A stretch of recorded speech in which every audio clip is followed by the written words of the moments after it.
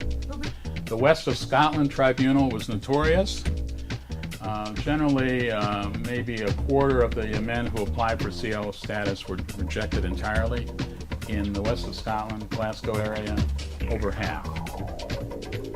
Interesting why that was the case. I think probably because Glasgow had such a radical tradition. So they were not, they said, no. We're not going to let you radicals get out of this. Again, just a theory. My name's Paula. I'm the archivist with Spirit of Revolt. I don't know if you're aware of Spirit of Revolt. It's Archives of Dissent, and it's a group of people who came together to collect and conserve and preserve and make accessible to the public working class history, forgotten histories about direct action and social libertarian and anarchist ideas. The group's been going since 2012. We're based at the Mitchell Library. I'm employed to catalogue the material, and volunteers scan it so that we can put it on our website. And that's really what one of the main aims is, to make the material available on the website so that people can use it as a toolkit for actions that are going on now. What you can do is, if you're interested and want to look at some of our collections, you can come onto the website and you can go in, and here is listed all of our collections. So now, our most recent is, two of our most recent are the Faslane Peace Camp collection, which we've just started to collect, in the Martin O'Keefe collection. And today it's kind of appropriate to look at our first collection, because this is from Alan Burnett. His sister contacted Spirit of Revolt after her brother Alan had died, and he was a conscientious objector from Glasgow. He was born in 1925, was imprisoned in 1943 for refusing to go to war, and when he got out, moved to London and then New Zealand. So we've got a whole table of his material over here that you can have a look at, and that's personal material, letters to his mother when he was in jail, also family photographs, and then later on poetry books that he was involved in New Zealand. We've also got out for you today The Word, which is bound newspaper copies of a newspaper by Guy Aldred in Glasgow. We've got more recent anti-war material from Stacia Rice, plus a Guy Aldred book, which At Grips with War, which has got some really amazing animations or cartoons in it that you might want to have a look at. The Alan Burnett stuff, and then other material behind, just at the back there, which is material from the Charlie Baird collection. I Appeal Unto Caesar, the Case of the Conscientious Objector. We've got Stop the War by Socialism, Independent Labour Party. We've got The Political Objector to War. Various books are all out here, which we hold in our collections, and also some from Glasgow City Archives. And we've also got some printouts. We've got leaflets about Spirit of Revolt over there, and we've got a printout that you can take this away with you if you want. This is the International Anarchist Manifesto Against the First World War, published in London in 1915. And this, just to have a look at, is a text by Maria Valles about anti-war movements in the media between 1914 and 1918. Today's talk is going to be introduced and led by Eric Chester, who's a member of Spirit of Revolt. So I think we can just get started. So I'm going to talk about primarily World War I and World War II, conscientious objectors during both of those wars. Let me start by saying that until World War I, Britain never had conscription. There had never been a draft. And that was an important part of British history. And so until World War I, there had never been a general draft, even though, of course, Britain had been in lots of wars. There had been sailors that were pressed, that is, they were grabbed by the Navy, merchant marine sailors, and then forced into the Navy. That was a very specific conscription. But there had never been general conscription, and when they introduced the draft in 1916, it split the Liberal Party. Until then, the Liberal Party had been the major party in Britain. And it was in significant part because of the draft of conscription that the Liberal Party split, because that had been so much part of the tradition that you do not have a forced army. So this was a very major issue, introducing the draft in 1916, and you have to see conscientious objection as part of that controversy. The way it worked in both World War I and World War II is you had to register for the draft. When you registered for the draft, one option was conscientious objection. So you could put you were a conscientious objector on that form. If you did, then you were called before a tribunal. And there were local tribunals all over Britain, and not in Ireland because they didn't have the draft, but in Britain. So you came before the tribunal, and you had to prove that you had true conscientious objection to war. And they would try and trick you, ask trick kinds of questions, like your mother was attacked, what would you do, that kind of stuff. And tribunals varied a lot from place to place. Some were very hostile to conscientious objectors. Others were, reasonably unbiased.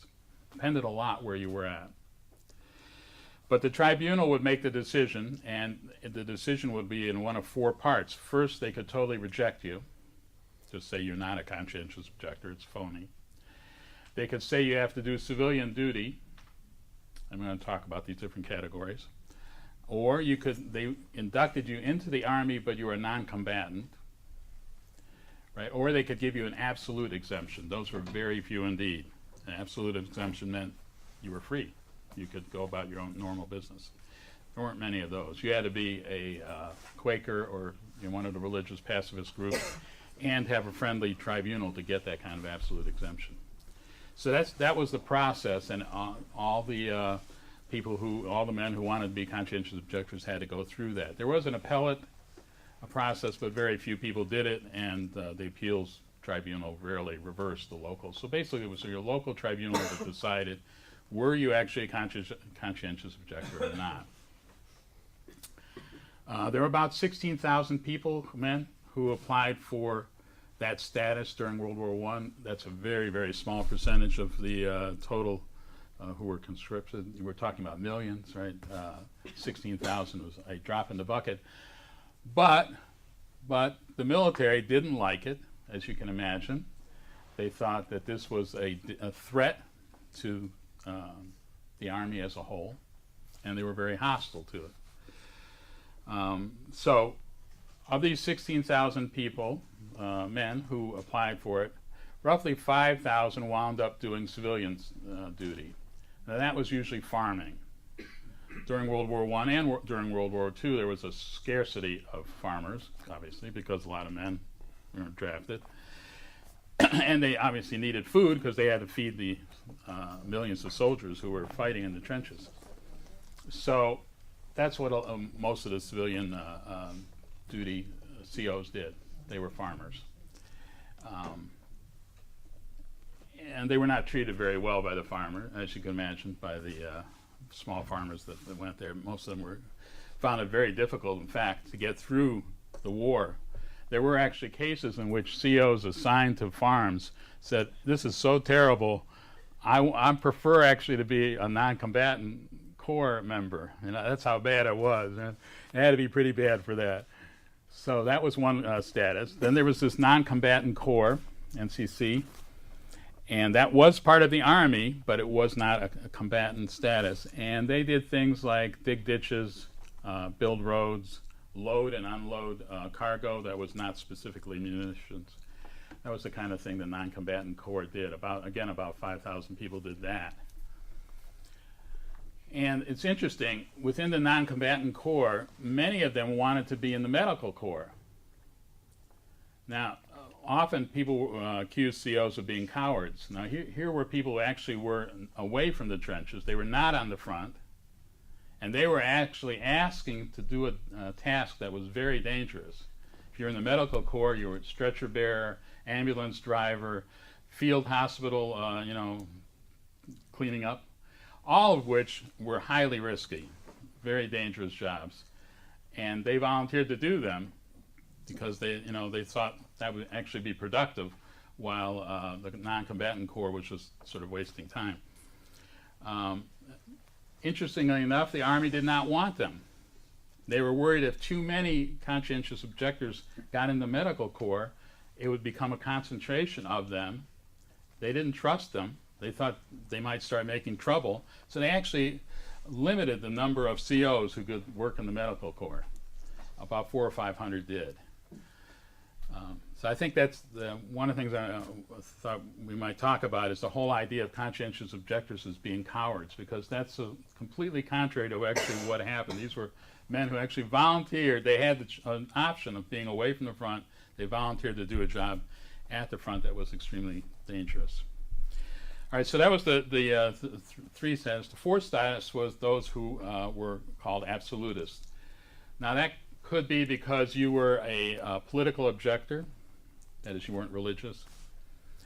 You objected to World War I as an imperialist war, and of course most tribunals said you were not a CO, so you were then given the alternative. You could either go to jail or go to the Army, and most refused to go in the Army. So that was one category of absolutists. Some absolutists were religious. They had been given the option of non-combatant corps or civilian work, and they said, no, you're still feeding the military, which is true. I mean, during a total war like World War I, World War II, virtually all industry is war-related. That's the way it's total war. Everything is going into the war. So if you were a farmer, for instance, you were producing food for soldiers. So they refused to do that, and they became absolutists. So you had two different categories of absolutists. They did one study of about 300 absolutists during World War I, about 90% religious, heavily Quaker. That was by far the largest. But there were also all scattering of different religions. About 10% were political.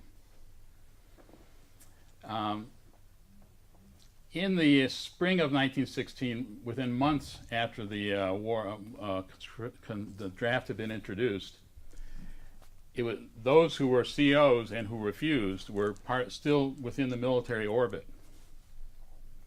And they were treated extremely harshly. So what happened in several different cases is they were sent to France with the idea that if they refused an order, they could be shot like a deserter. 42 men were sent from English jails to France. This is in the spring of 1916, early summer. They were sent to France with the deliberate idea that they would not fight and they would be shot, as sort of a lesson to everybody. Before they got to the court-martial, they were brutalized, and they actually had to undergo what was called the crucifixion. This is I found this one of the real extreme ironies of World War I. Here was a government that claimed to be Christian, right, all that officially it was, and yet their army was crucifying people for their own Christian religious beliefs. Most of the people sent to France were religious objectors, not all, but most of them. So the crucifixion was they would set up two poles about 5 feet apart and a crossbeam, and then you were tied, your ankles were tied to the two poles, spread, and your arms were up on the crossbeam. It was excruciating. It was deliberately intended to be excruciating. They would do this for 2 hours every day for 3 out of 4 days. These were hardy people. They could survive this because this is torturous, deliberate intent to torture. But that wasn't enough. They refused. The 42, none of them caved in.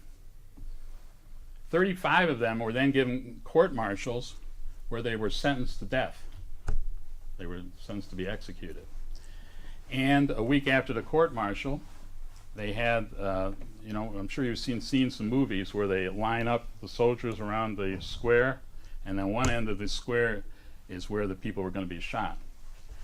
And so these conscientious objectors were in exactly that situation. They were the person who was going to be shot, so there were soldiers in front of them with rifles who were ready to shoot them. And the commander would read out an order saying, "You have been sentenced to execution." And the CO would say, "This is it, I'm done."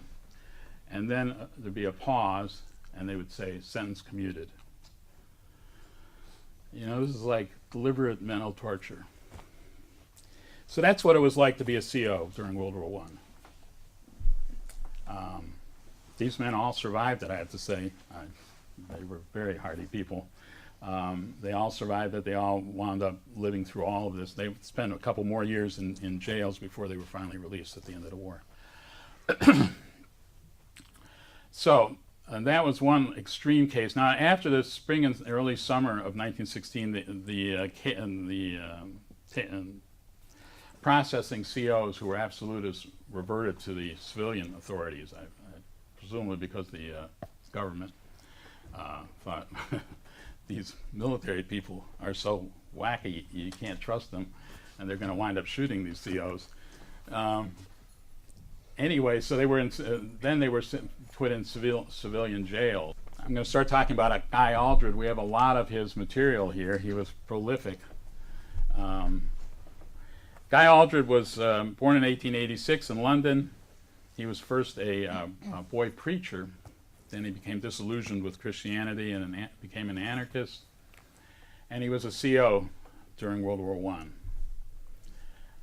And he was in various jails during the war. One of the things they did during World War I is the absolutists would be given court-martials, but they would be given sentences like 6 months to a year. So they would serve that year, and then they would be court-martialed again. And some people were court-martialed 2, 3, 4 times during World War I. Anyway, Guy Aldred was one of the absolutists, and after it came into civilian auspices, the Home Office decided that they would try and handle some of the absolutists by giving them an option, a work scheme. And the idea for this work was, unlike, say the farmers were actually producing food that was going to the soldiers, these people basically were, the idea was to do make work. It was completely unproductive, so there was no question of it being for the war effort because it didn't actually produce anything of any use. So that was the idea of these work centers. So there was one that was set up in Scotland, near Aberdeen, near a little town called Dice. And it was near a quarry. And it was a muddy area near a quarry. There were several hundred people there. Aldred was one of them. And they were breaking rocks, typical kind of make work kind of thing in prison. And then there were tents in this muddy area. Well, the tents leaked. It was in northern Scotland, so in the winter it's cold, and so the water would leak. The sleeping stuff would get wet. They were no heat, very little food, and they were working breaking rocks 10 hours a day. The end result was a lot of them got sick, and one of them in particular got a severe case of the flu, and he was lying there for about 5 days. No medical care. By the time they finally sent him to the hospital, he was gone. That caused quite a stir, and the Dice camp was closed, and then they were moved to other areas. So, the record is 69 COs during World War I died from their experiences there. World War I, there was a lot of opposition to the war. It was a very heated debate. And so to be a conscientious objector was to take a considerable risk. And there were families that were split on that basis. That one of the people in the family would become a CO and others would ostracize them because they were gung-ho military.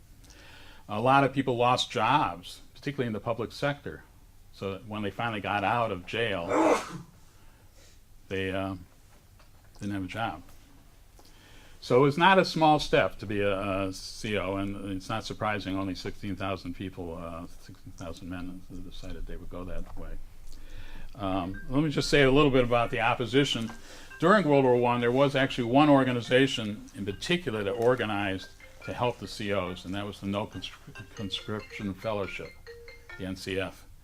And it actually was pretty effective in the sense that it managed to maintain a newsletter throughout the war, despite the fact that it was illegal. The government would confiscate their presses all the time, and they would just get, they got small presses that would be mobile, and they just kept going. Despite that, their leaders were arrested. They were basically underground. They were an underground organization. Mostly led by the Independent Labor Party. That was by far the largest party on the left at the time, and had quite a few pacifists who fought conscription. So that was a really interesting part of the whole CO experience. And one of their primary leaders, Clifford Allen, was an absolutist. He went to jail, and in the jail, he was supposed to sew bags for letter carriers. Now that's about as far away from military production as you can get, but he refused, and he was thrown into solitary bread and water because of that. And the result is he had somewhat frail health to begin with, but by the time he got out of jail, his health was so bad that he was in and out of hospitals for the rest of his life. So again, being a CO was not a small item. You took a lot of risk when you went on that path. Let me talk a little bit about World War II. 60,000 men claimed CO status. And one of the things when I was reading about this, I thought this is sort of puzzling that there were actually many more COs during World War II than World War I. To me, it's, World War I is a lot clearer than World War II. I think the answer to that question is that most of those COs during World War II were early. That's 1940, 41. And I think a lot of them were older. You could be drafted up to the age of 40. So a lot of them had seen what had happened during World War I. People came back from, men came back from the trenches, crippled, shell-shocked, they call it then. So they knew what war meant. It was not an abstract thing to them, even though they probably hadn't actually fought it. But they'd seen the implications, and therefore were much more willing to take the risk of being a CO. That's my theory, anyway. The fact is there were 60,000 who claimed CO status. It was the same kind of process. There were local tribunals. The West of Scotland Tribunal was notorious. Generally, maybe a quarter of the men who applied for CO status were rejected entirely. In the West of Scotland, Glasgow area, over half. Interesting why that was the case. I think probably because Glasgow had such a radical tradition. So they were not, they said, no. We're not going to let you radicals get out of this. Again, just the theory. But so there were a lot of absolutists in the Glasgow area. They were given no choice. They either go in the army or go to jail. During World War II, you didn't have any NCF kind of thing, that umbrella group. So there were different groups trying to help the COs. And in Glasgow, there were actually two left-wing groups that were involved. One of them was Guy Aldred's group, the No Conscription League. And you can see some of his literature here. And Aldred actually became quite an expert in CO tribunals. And so COs would come to him for advice. And not just how to appear before the tribunal, but what, things had to be done in a certain time scale. If they missed a time scale, Aldred would tell you to go in and claim, no, this isn't valid because it was supposed to be done by April 15th and it's April 20th, that kind of stuff. So he's actually quite good at it, and a lot of people came to him for help. So there was that group. And then there was a group of anarchists called the Glasgow Anarchist Group. And they had an office at George Street and Albion Street in Merchant City. And in the front window, they had a big red and black flag. But they also had a poster saying, if you need advice about CO status, come. And they would hold regular meetings where young men would come who were about ready to get drafted, and they would come for advice. And they held mock tribunals, so where they play act what it would be like to get called before. Because again, the tribunals would ask trick kinds of questions, so if you weren't prepared for them, you know, so they would do that kind of stuff. Well, they got arrested, the Glasgow group, and hauled before the sheriff's court for violating a broad bylaw which basically said anything that contravenes the national security is illegal, and advising COs what could be. But they actually were acquitted. I should go back during World War I. There was no way you could do anything like that. That was immediately illegal. In fact, far more things were illegal than that. But during World War II, the sheriff's court actually acquitted them because they said, look, they had an informer who had gone in covertly. They said, was anyone advised to lie before the tribunal? No, just tell them what you think. They said, well, hey, nothing wrong with that, right? And they were actually acquitted. So there was a little blow for civil liberties there during World War II. So there were thousands of let me go back to the non-combatant corps during World War II, because there were a lot of people who were given civilian status, so they were farmers. They were helping the farmers. The non-combatant corps, they actually had a lot of night watchmen, because during World War II, right, there was the Blitz, and bombs were being dropped down by the Germans, and so a lot of the night watchmen were actually COs that was their civilian status. That was interesting. And in theory, they were assigned to warehouses and buildings that were not directly related to the military, but who knows what a warehouse holds. There was one story that the bomb did drop, and lo and behold, it held munitions, but not too much of a surprise there. So there was that, and Alan Burnett, which Paula talked about a little bit. Well, first I should say almost all the leaders in the Glasgow Anarchist group were COs and were jailed, absolutists, which is interesting. Maybe we can talk a little bit about that. But Alan Burnett was actually one of the younger ones. He was just 18 in 1943 when he was conscripted. And he did serve a year in prison in Barlinnie and in a jail in Edinburgh. And you can see his letters. He writes to his mother that everything is all right, but the letters were heavily censored. Things would not have been all right. They were treated quite harshly. There wouldn't have been enough food. There were restrictions on when you could speak. There was hardly any time to exercise. It was tough. It was a tough year. But he survived it, and as Paula said, went to New Zealand afterwards. I think that's basically it. I had a couple of sort of things we thought we might be able to talk about. One is, as I mentioned before, the whole question of conscientious objectors as cowards. Very much the official propaganda, but in fact, directly contrary. It took a lot of courage to be a CO in both World War I and World War II. And, something to think about what that means. But I thought, particularly in terms of World War I, there were, one of the things that the NCF did unofficially is they had underground networks. So a lot of, I'd say a lot, but some lefties, rather than registering at all and going down the CO route, just went underground. And they were hidden in safe houses. Some of them were smuggled to the United States. This is before the U.S. entered the war. And so that's an interesting question. If you're a lefty in World War I, does it make sense to be a CO and go through that official process with the chance that you're going to be brutalized? Or do you go underground, but then you might have to leave the country? I don't know. Tough choices. But these are the choices that these young men had to face. And the other thing, finally, is World War I and World War II. I've read, Aldrich and various people who argued for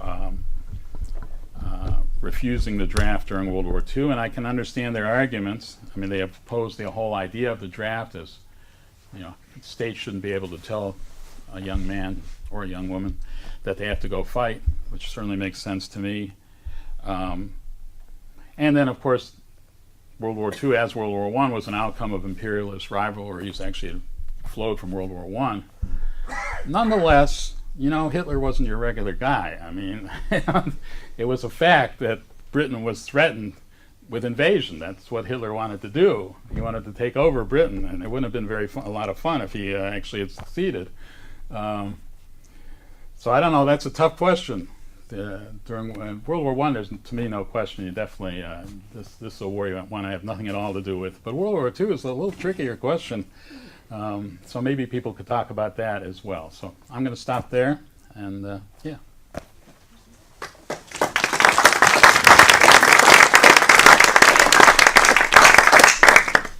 Basically, we can just open up the floor to a discussion if anybody's got anything they want to ask Eric specifically, or just something to contribute. Something that I was going to say was we don't have copies in the Spirit of Revolt archives, but the Granite Echo was a newspaper published by Guy Aldred, and that contained smuggled out writing of the Conscientious Objectors in Dice, that prison near Aberdeen. And you can get some of those copies online if anybody wants. I can give them the address of that. I'd like to make a point. You mentioned Quakers, of which I am one, but the Friends ambulance unit was set up during the First World War. So many Quakers actually went to the trenches to run this ambulance service to help rescue people, rather like you said, people wanting to join the Royal Army Medical Corps. Or the non-combatant equivalent of it. But it did allow Quakers who were absolutists in the main to have this alternative to show service and show commitment to helping people, as well as being conscientious objectors. But not everyone took that route. Some Quakers were absolutists and refused to do anything and ended up, for example, in Wakefield Prison and so on. Right, well that's why I was trying to talk about that. There were actually people who came before the tribunal and said, I want to go to the medical corps. I want to be in an ambulance or a stretcher bearer. And generally the tribunals were open to that, but the military was not. They actually restricted the number of COs who could do that. Many more people wanted to do it than were allowed to do it, because they were actually worried that if you had a particular unit where a large number of COs were in, they might cause trouble. I'm not sure that that's actually a valid worry, but they worried about it, and they were therefore limiting how many people could do that. But you're right, absolutely right. The Quakers, who were the largest number of COs, at least from the figures I saw, they and many other people that thought that's something they could do. Right? You're right. They were also further absolutists that we can't even do that. Because after all, let's face it, some of the people who you were rescuing were patched up and went back to fight in the trenches. So it was actually helping the war effort. But anyway,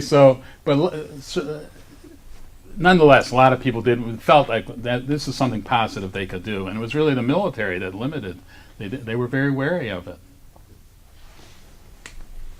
Yeah, Keith. Could I ask, it's maybe asking a bit much, do you have any information on conscientious objection in Germany, France, or any other? Boy, that's a good question. You got me there. I don't know.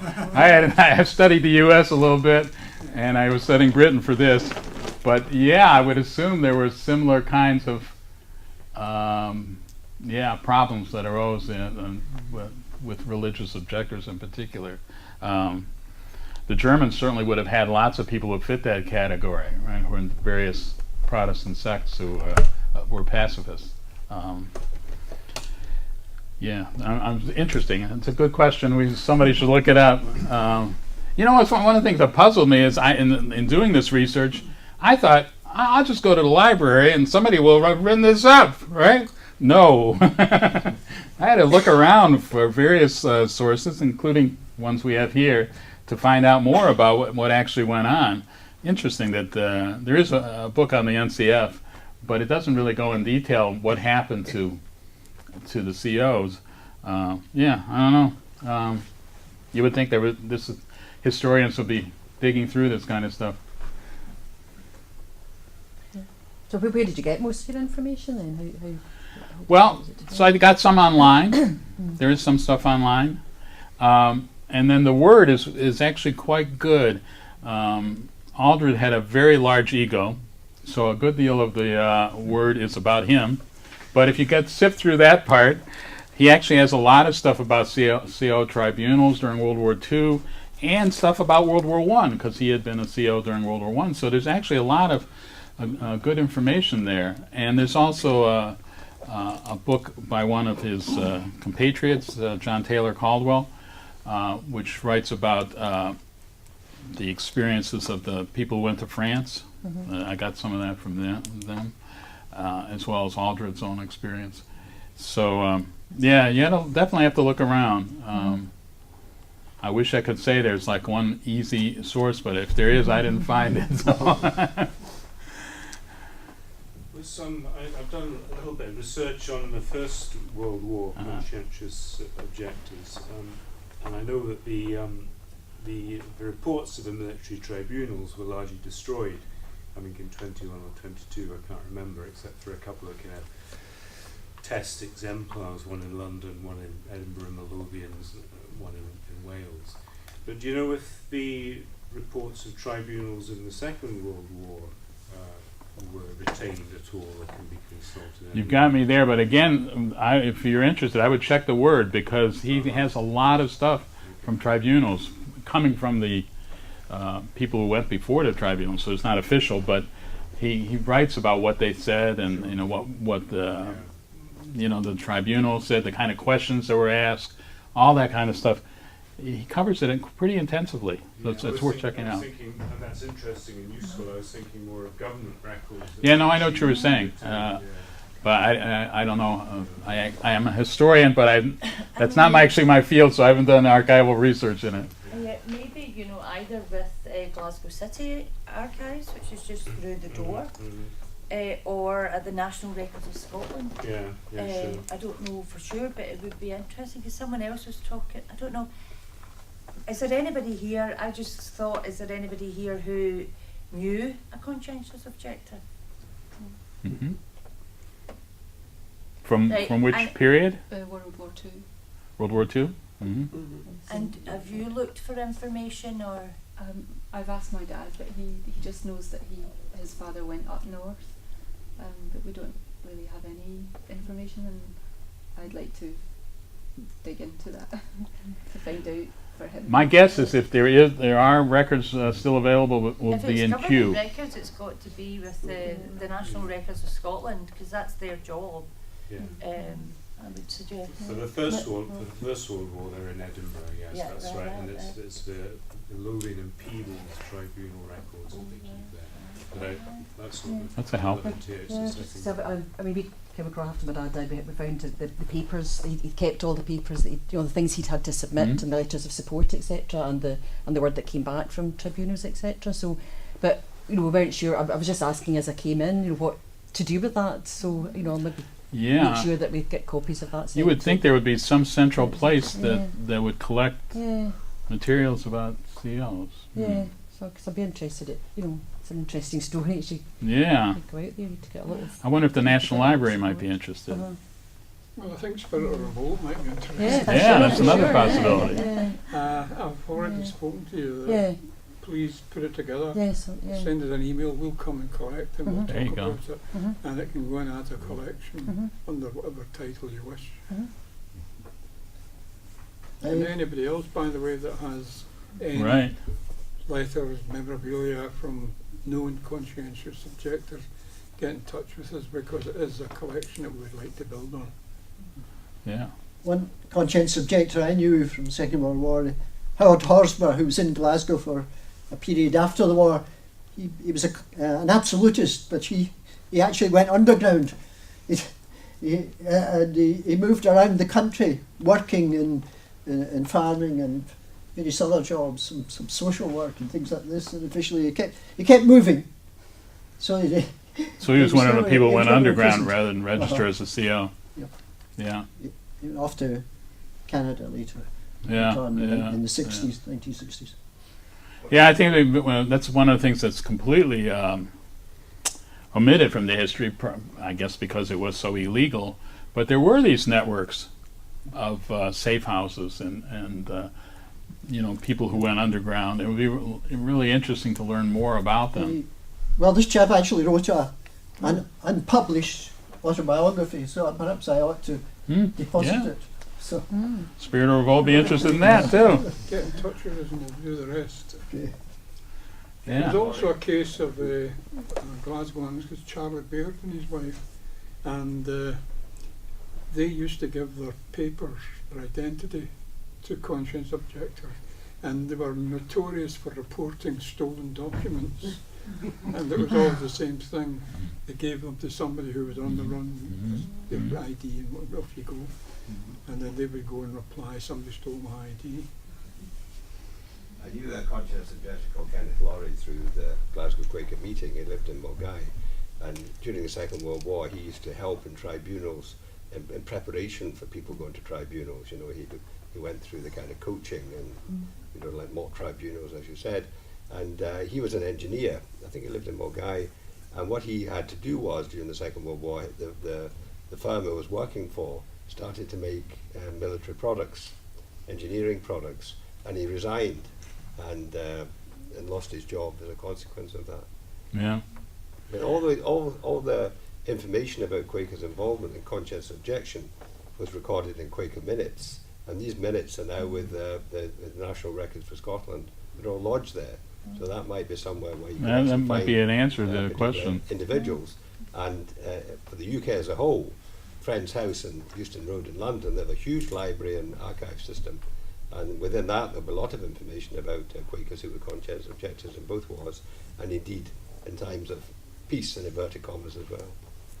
Could I add to that? Because I had 14 years experience of being a treasurer for a small charity called At Ease, which originated from Quakers, and they dealt with current conscientious objectors from the from the 1940s, 50s, all the way right up to the present day, and they're still doing it. And although the numbers are very small, there have been some famous cases in the past, and that my contact has, I think, retired now a long time. Gwyn Gwynter, if anybody knows, it's not a forgettable name.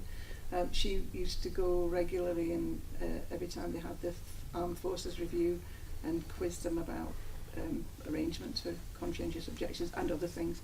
So there are definitely, I would agree that the Quakers' archives would probably hold all the details of those things, and that the work is still going on, although I do know that unsurprisingly the military are not ever so forthcoming about the arrangements that that there are conscientious objectors' rights now in the military law.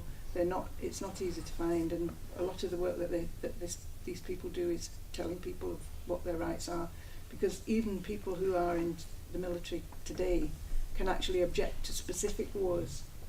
They might say, well, I didn't disagree with that, and I didn't disagree, but this one's all about oil, or this one's all about something different, and they can actually object to a particular war that they're not fighting. And this was particularly happened with Muslim conscripts and people signed up. So it's still ongoing, and it's still not well documented, and you have to look very hard to find stuff, but it's there. This actually happened definitely during World War I. I think during World War II as well. There were soldiers who volunteered, and then their experiences in the war made them conscientious objectors, and they tried to get CO status while in the military. Very, very difficult, as you can imagine. But there were cases like that. So I'm not surprised that there are cases like that now. It makes sense when you think about it.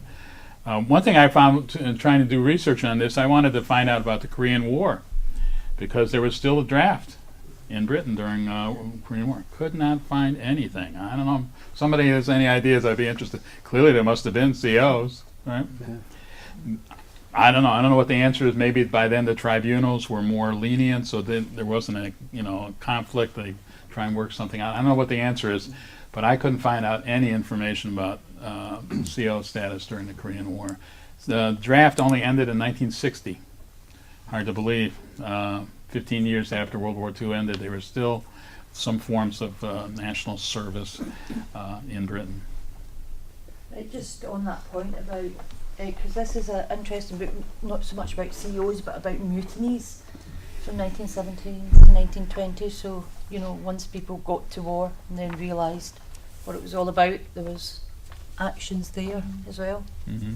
Yeah, that's a point about the First World War. Not a lot of people who went was an ignorance by the jingoism of the press and peer pressure.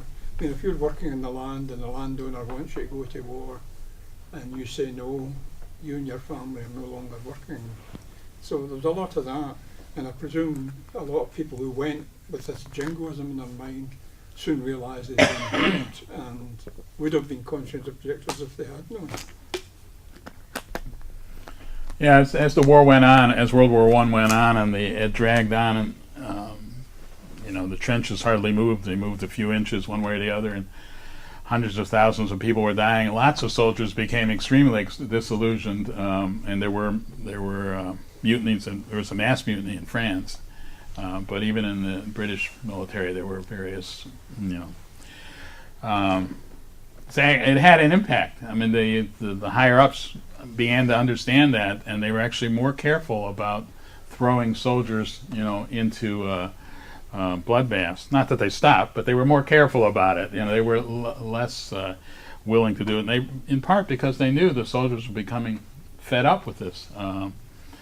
So it does make a difference. You know, people say, well, there's nothing you can do, but in fact, there are things you can do. Even in that kind of extreme situation, when you're a soldier in a trench, there are things you can do to put pressure on the higher-ups to at least be a little bit more careful with your life than they had been in the past.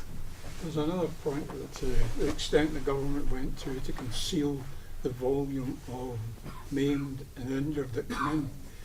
The trains used to come into Central Station, but they realised that a continuous convoy of ambulances leaving Central Station with maimed men and blind men would be bad publicity.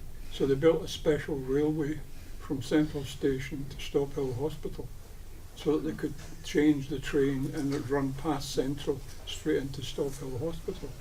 The trench with the track is still there, but there's now nice houses on either side and trees growing where the trains used to run. So that was a concealment to keep the jingoism going that this war's a wonderful thing. Yeah. But that was to get it off the streets. They realised that people walking about the streets seeing a continuous convoy and seeing blind and maimed being taken from trains and loaded into ambulances day and night would have created mayhem in the city. So this was the plan. The railway would go straight into Stop Hill Hospital. On that point, like, I don't know if Linda's done the tour of Glasgow Central train station and then takes you down to the platform. And the guy he's a Network Rail employee and he just had kind of personal interest in the heritage and the history. And I mean, he was saying actually at the beginning of the First World War, it was decided by the military not to bandage the wounded, the dead. Not to bandage their wounds if they were already dead, because that was seen as a waste of money. So, you know, somebody who had horrific wounds would arrive back in Glasgow Central Station and have to be identified with wounds that had, you know, weeks to fester. And then eventually they changed that and decided, oh no, they would bandage the wounds of the dead. But I was quite shocked when I heard that. It's a war of economics, obviously, isn't it? But it's interesting. I don't know how many people died in the First World War. In the millions. I mean, when you think, all these people would probably had families, you know, and offspring, and you know, when you think of the amount of people that's involved in this, that could have been, you know what I mean? Fantastic numbers. Yeah, I think what John's saying makes sense, but you know, the newspapers actually did run lists of the dead. So, you know, you couldn't really avoid it. It was everybody had to know that this war was, you know, Yeah, decimating. It's one thing reading it in a newspaper, it's another thing standing True on the enough. street, watching stretcher after stretcher coming in, hearing the wailing and seeing the blood. So this had to be kept from the public's view. I think that on the tour, the chap said that women had to pay for porters to take the bodies away.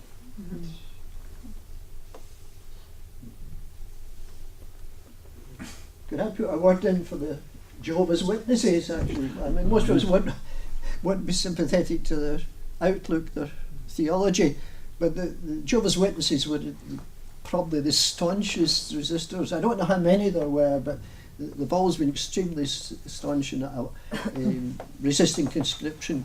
I mean, today, I think probably most of the conscientious objectors around the world, where there still is conscription, probably are in fact Jehovah's Witnesses. Yeah, one of the articles in the Word actually was about the Jehovah's Witnesses, in which Aldred actually makes the point you just did. He says, well, I don't really like their religion, but these people, they stick to it. And they were treated, contemptuously by the tribunals. The tribunal just said, we don't believe your religion, you're not really religious, get out of here, rejected. They were treated extremely poorly by the tribunals, and therefore wound up in jail. Where I'm sure they were again treated very brutally. So, yeah, that's true. They had double, because the Quakers were at least viewed as, they've been around a while.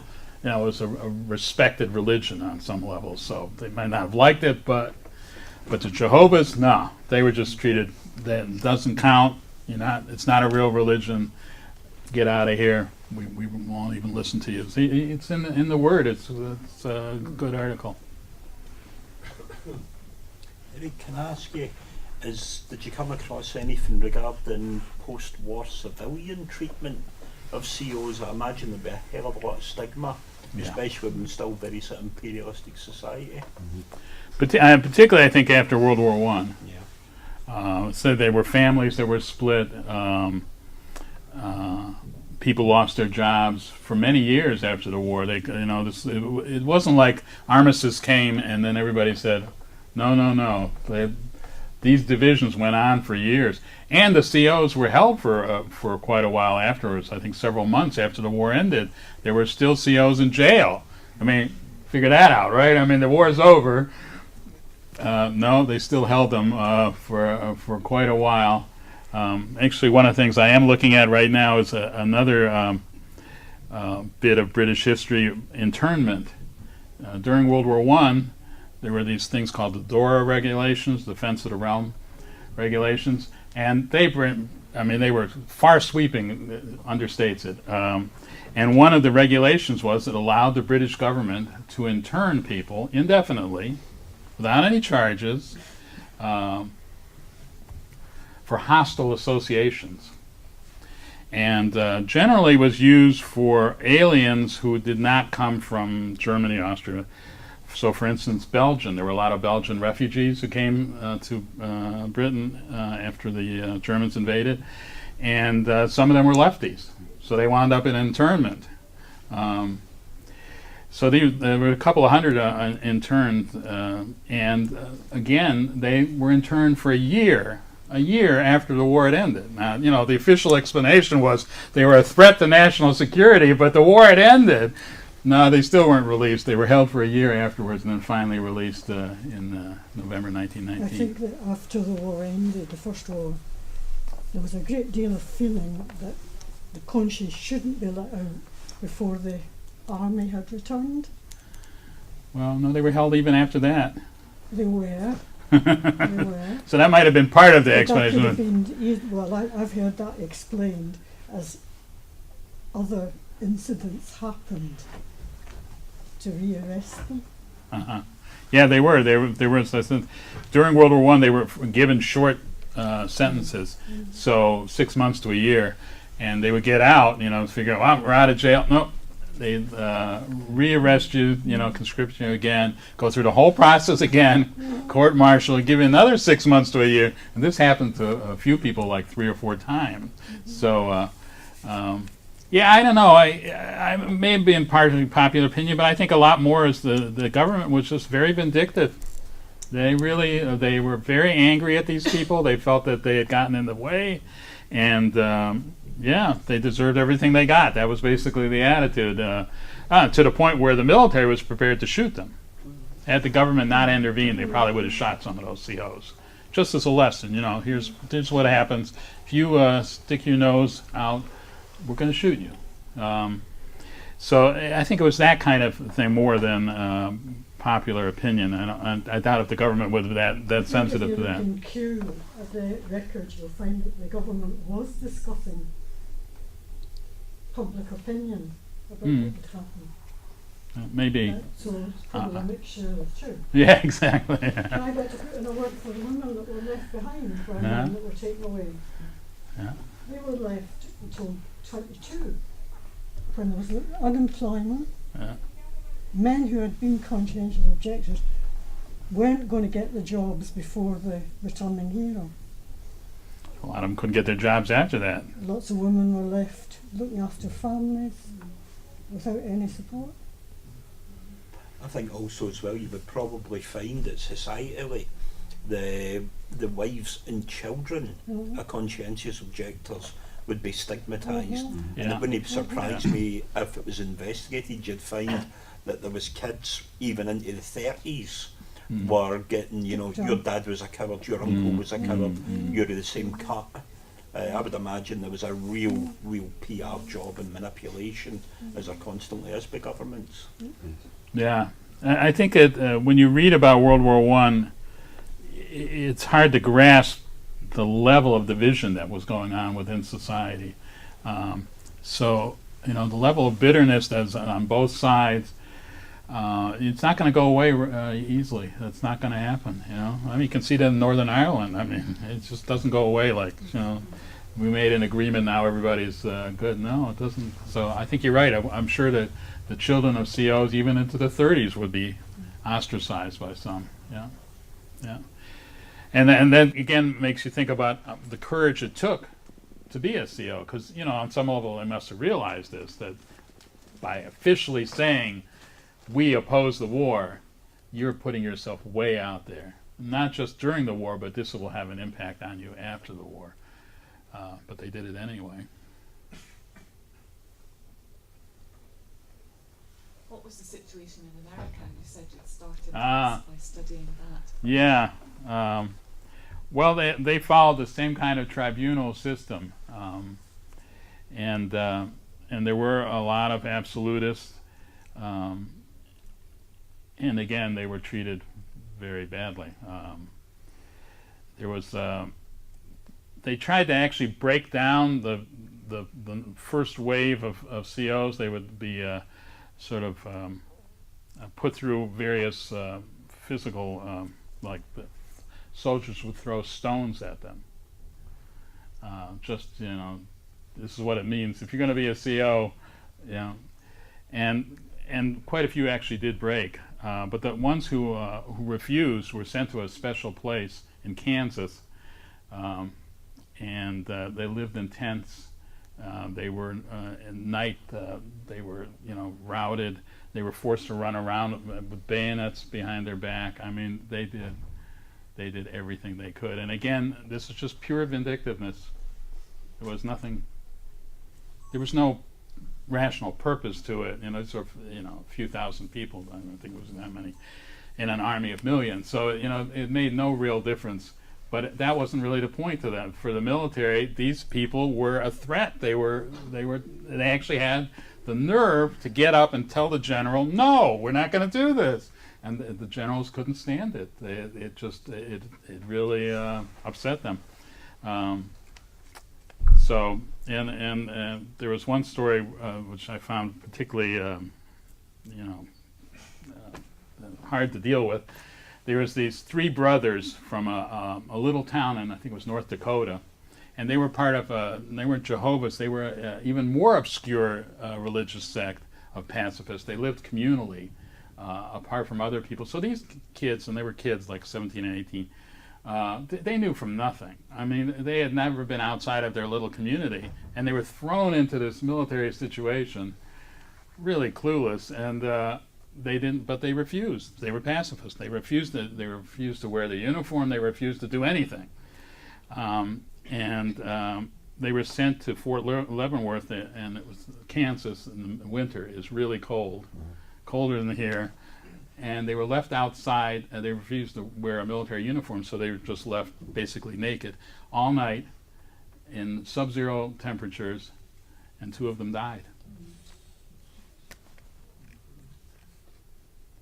So I'm afraid that wasn't just in Britain. The United States had the same kind of thing, and the government didn't apologize.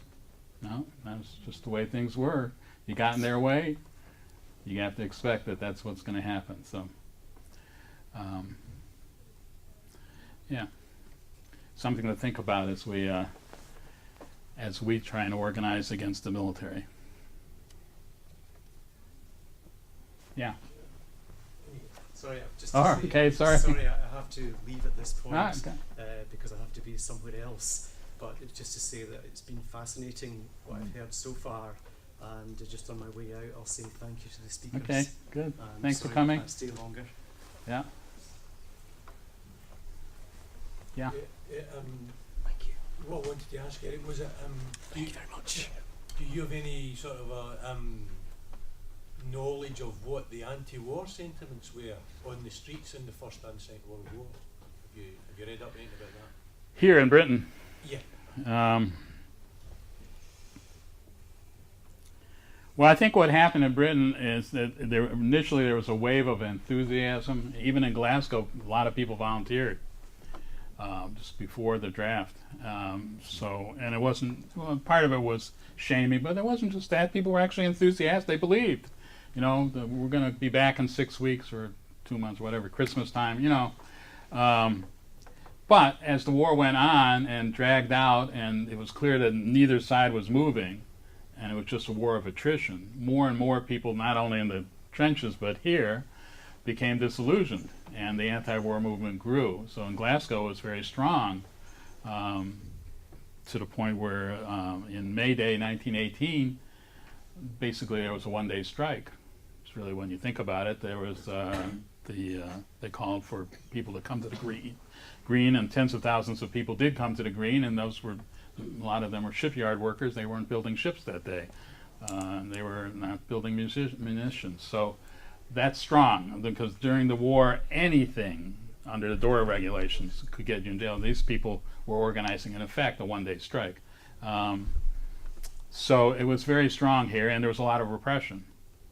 Basically, during World War I, Glasgow was under martial law. That's really what it comes down to. It wasn't official, but the military, under the Dora Regulations, had all kinds of authorities. They could close down newspapers. They did. They could deport people, not exile them, but send them to other parts of Britain. They did. Strike leaders. They could do a lot of things. And John McClane, of course, was arrested several times for speaking out against the war. So you had something close to martial law in Glasgow during World War I. That's how strong it was. And nonetheless, the protests kept growing because the body bags kept coming back, and people were fed up. They had enough. So I think that was the context in which all this was happening, and I think in those kind of terms, even small protests could seem like a real threat, because if those people can stand up to you, well, why not? Yeah. So you had to stand. So I think that's why the COs were so badly treated. The number of them wasn't really that many, but they were viewed as, sticking to their principles, and as such they were a threat. Just as John McClane getting up on the street, which he did on Bass Street every Sunday night, he would speak out against the war. Well, in terms of the whole war machine, that's a pretty small matter, although several hundred people would be there. But they couldn't tolerate it, because if John McClane could get away with it, well, then why couldn't other people do it? So I think that's the context, and it became increasingly bitter. And of course, there were people who supported the war to the end, and they're their boys were fighting, and how can you guys try and stab them in the back, that kind of thing. You had that as well. You had both kinds of feelings, and it became, I think, increasingly polarized as the war went on. I think World War II was somewhat different. I'm trying to remember the exact context, but during World War II, the anarchists used to hold talks, and they were actually allowed to hold talks. You couldn't do that during World War I.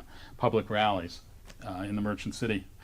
And so I remember the story is the crowd was around them, and so I said, well, what do you think? And people said, well, you've got made a lot of good points, but somebody's got to stop Hitler. So there was that sort of general understanding. Not a consensus, because there were clearly people opposed to World War II, but there was enough of an agreement that it didn't polarize as it did during World War I, and therefore dissent was a lot more tolerated. And my guess is that the children of COs after World War II suffered less of ostracism than during World War I. It really depends a lot on the overall context and the extent to which the society becomes divided. I think this is raising issues of our sort of personal responsibility too. We see, wars are going on, and we need to resist. We really have to get the anti-war movement and the anti-militarism movement alive again, as people have been keeping the flame going. But we stand out there once a month, with our No More Wars banner, and people come and take photographs, and they're interested. We were selling the white poppies and or distributing them, by donation. And it makes a difference, I think, when you feel that you've got, people are paying attention to this what agony war is, and and who is profiting from it, and the whole military machine and machinery. So I think we need to get back on the street. It's the same kind of thing. It matters that people stand up and say what they believe, even if it's only a few, because you're telling other people that, this is all right. You can do this too, and it's important to do because of that. The demonstration against the invasion of Iraq was just so huge, massive. It was so massive in Glasgow. It was so massive in London, and they just went and did that war. And I think so many people were really shocked by that. Like, how can so many people be out on the street and you're not? That's not getting taken into consideration. I think that kind of makes. How do you get over that? How do you strategize or build? Because I suppose really a million. There was 100,000 people. It's mobilisation. They're great at mobilising people, but we're not really very good at organising. If you talk about John McLean and people like that, the threat was because they were organisers, and they knew what they were doing. They were trying to get working class communities to think about what was going on. Whereas a lot of these big protests are just people spend months and months getting 1 million people in the street, and then they go home and then you don't hear anything about it apart from the memory. It was a really good time. But I think what you hear about a lot of this, even the First World War stuff, is they were organisers. That's why they were dangerous, because they could motivate people, rather than just get them together. Yeah, it was ongoing. It wasn't a one-time thing. The demonstrations continued and became larger, actually, as the war went on. But I think you're right. It's naive to think that no matter how large a single demonstration is, that it's going to have a huge impact. You have to keep at it. That's and organize. You need organizations. You need being on the streets more than once. You need to keep doing it. But you still have to remember that no matter how strong your protest becomes, the government has shown time and time again, if the protest rises to a certain level, the troops are on the street. There was 2 Liverpool strikers shot at the transport strike in 1911, protesting on the street, shot by the military. So protesting will be tolerated, but when the protest takes on some form of resistance to what they're doing, then the government takes a different stance. It doesn't mind you marching half a mile in columns of 1 million and then marching home again. No problem. It's what you do, it's your actions you do that they see as a threat. And to stand up and say we're not going to fight your dirty wars, that's very dangerous. I think if you look at prevention as well, I mean, I was at that small demonstration at the SECC in relation to the International Undersea Warfare Convention, which is incredible, with an SMP administration that is against Trident. It just doesn't fit, does it? But thankfully, I think there was a commitment that things like that may not, or should not, or will not happen again. But the other thing is, trying to influence young people. Quakers in Scotland are working with Forces Watch in relation to monitoring and trying to put some pressure on about the increasing militarisation in schools, where armed forces visits, particularly schools in poorer areas, are increasing, and it's deliberately promoted by both the armed forces and the UK government. So let's hope that something comes out of that, in the sense that there's an alternative viewpoint that can be put to young people when faced with the opportunities being offered by the armed forces, in terms of what these young people, their understanding of what war is actually all about, because that's the ultimate aim of joining the armed forces, isn't it? I do think that the increase to school by military is something that should be stopped. I mean, I think you're getting these kids at an impressionable age when they're trying to find out what they're going to do with their future, and in comes these guys and tells them about wonderful holidays, learning trades, but they don't tell them about getting blown to bits somewhere. And that's their mind formed at that age. That the army's quite a good place. Comradeship, trades, travel. What more do you want? Your clothes are provided, your food's provided.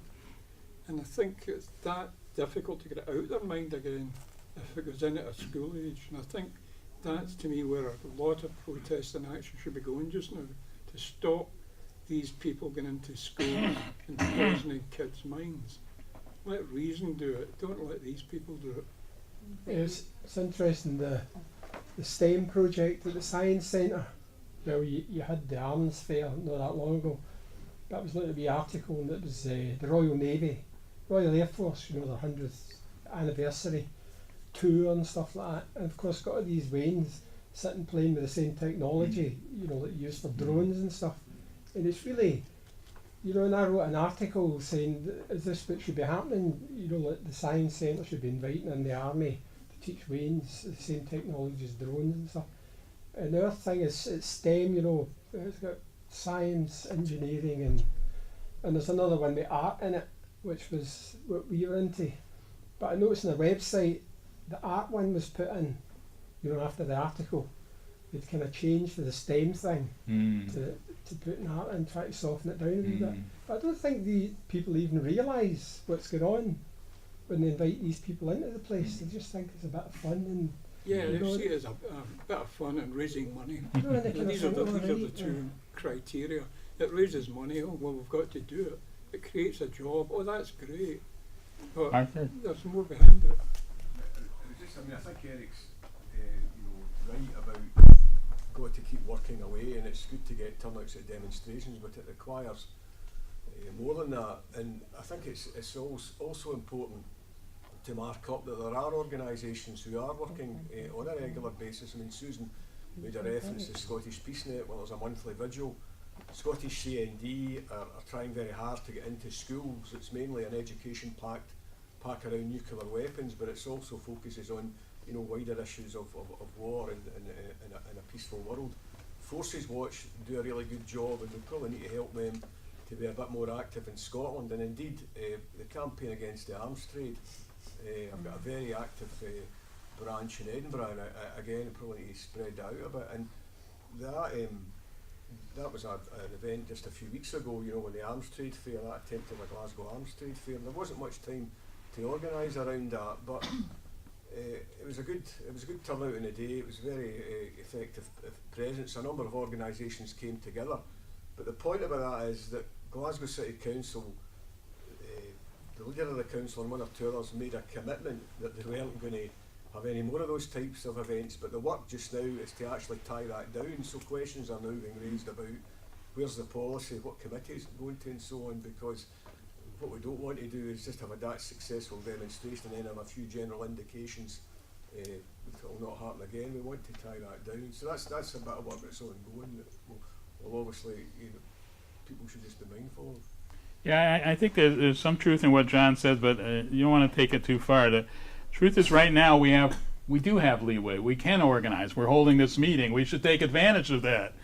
True, if the meeting held 10 times as many people in a different venue, the government might start, deciding that this is not quite what they want. But we're not far from that point. Let's take advantage of the chances we do have to organize, and organizing does matter.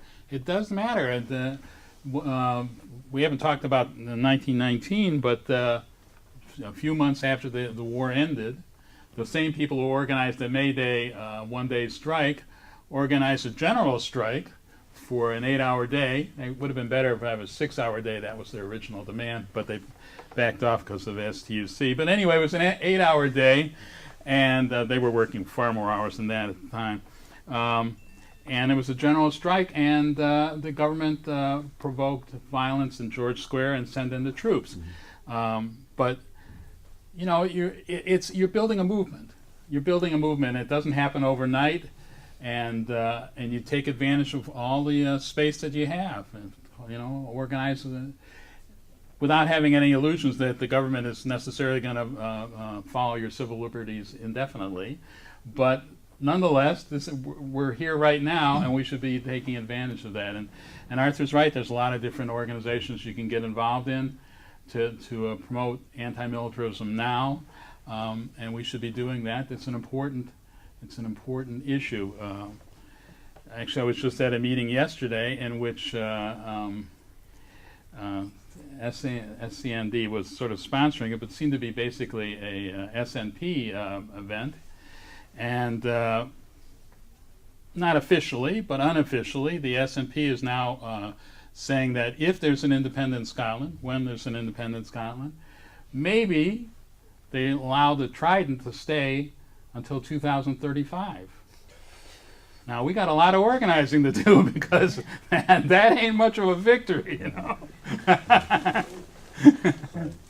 So there's plenty to do now, and we should take advantage of all the space that's available to do that. Sorry, thank you. Should we end here? Yeah, I think it's been very good. I'd like to say thanks to everybody. Now, all this material's out for people just to have a look at. We do have John McLean's Condemned from the Docks speech there as well. So if you've got any questions, if you're having a browse and you want any more information about Spirit of Revolt, just tap me on the shoulder. Thanks very much. Thank you. Yeah.